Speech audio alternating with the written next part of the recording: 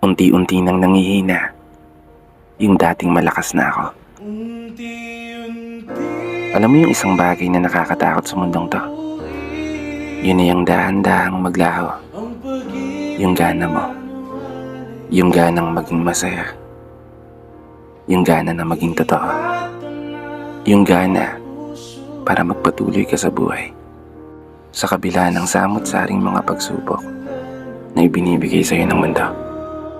Gana na nagsisilbing gasolina para humakbang ang mga paa ng pasulong at nang makausad palayo.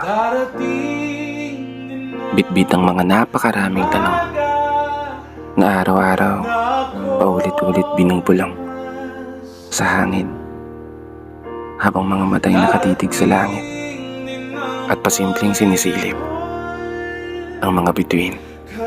Nagbabaka sakaling may isa na tumupad ng hiling nang hindi pinipilit.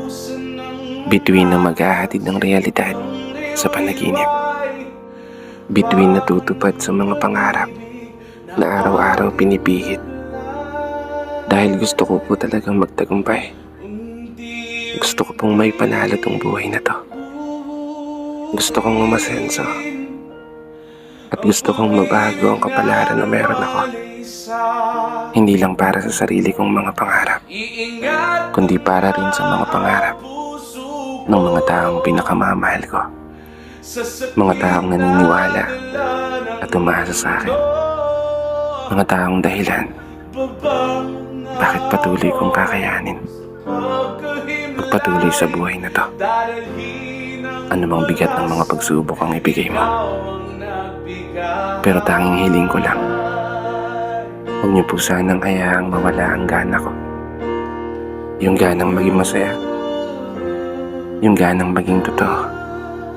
Yung gana na magsisilbing lakas para magawa ko mapagtagumpayan yung buhay na pinagkaloob mo. Pero bago magtapos, gusto ko lang mag-iwan ng mensahe sa sino mang nakikinig nito. Huwag na huwag mo nga hayaang mawala yung gana mo ha.